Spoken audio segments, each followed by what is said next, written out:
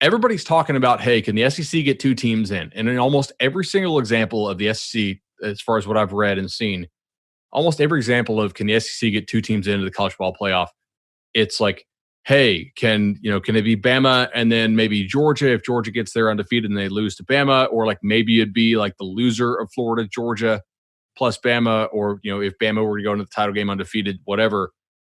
If A&M puts together a top 15 offense, I'm real confident they're going to have an elite defense. I mean, they're probably going to have the 3rd best defense in the SEC for my money, I think, behind Georgia, who I think is the best defense in the country by a mile, at least from what we've been hearing, and then probably Bama.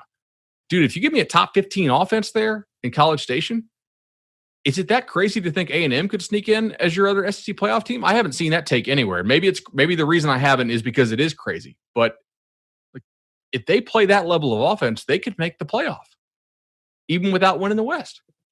This is the talk ourselves into A&M pod. It is. This is that episode. But I agree. It's. We can say it's on Jimbo Fisher, but it's a lot on Kellen Mond too. Like, what kind of year does Kellen Mond? Does he actually have a consistent season, start to finish? So it'll be a fun year for A&M, I think. I'm trying to think too. So all right, in this hypothetical A&M as a top 15 offense world. All right. Like, who do we think has the best, like, an offensive unit and a defensive unit that is playoff caliber, in all of functioning college football? All right. So we think Alabama does. We think Georgia does. I guess you're giving that offense the benefit of the doubt, right? Would you say that? Like, this is kind of the situation where Georgia's defense does extra credit and they get like 110% on the test, and then Georgia's offense takes the second test and they get like an 81, and it still averages out to over a 90. I think. I mean, right. Yeah. So I'm going to give Georgia that level of credit for defense. All right, we'll give Clemson. Well, Notre Dame?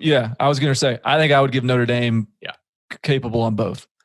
Good luck, Tommy Rees, new offensive coordinator. All right, Big 12. You give Florida?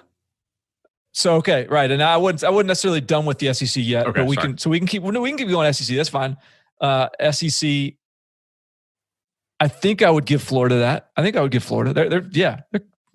Would you disagree? No, and look, I trust Dan Mullen explicitly from September to January.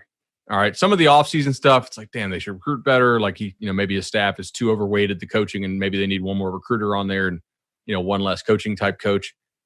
But man, like, when it comes time to actually coach the game, I trust him. Like, his results speak for themselves. So agreed. I would count them, especially in this kind of year. Yeah, I think you got to have Florida in there. And then this is in the West. I don't know. Like, what like, I don't think you can say LSU is right now because of all the things we talked about. Like, we don't even know who their starters are. So I'm not sure I would include LSU in this list. Would you? No, definitely not. Let me throw this to you. Oklahoma, do you give them the reverse Georgia, where you have enough confidence in the offense that the defense, if they just play okay? I wouldn't, not, and especially not this year, because this year they've got, I think they're going into the season with basically 3 scholarship running backs, one of which is a freshman. One starter opted out, one starter suspended till half of the season. They got a new starter at quarterback, a talented one, but this is still, like, even if it's like a, again, in a typical year, like a top 50-ish defense, this is, I'm not gonna put them on this list. Now, that doesn't mean they won't make the playoffs, but in terms of like a unit that's good enough on both sides, I wouldn't put Oklahoma on this list. I think I agree with you there. Now, I am pretty damn confident that somebody from the Big 12 is going to make the playoff, but I'm not super confident in naming, one specific team. I could be talking into Texas. And Texas is damn good at offseason talking. So you kind of got to put on like your Texas filters, because everybody looks great in their camp always. Oklahoma State, I can be talked into. Obviously, I think you've already been talked into it. I'm the one talking people into them. I am the one. If you get talked into it, it would have been by me. The only real concern I have, I shouldn't say only concern because I know their defense isn't great, but my main concern there is the offensive line attrition that they've suffered. Yeah, that's fair. But man, if A&M gets that offense back, circle back to your original question, they're in a very select group. They just are.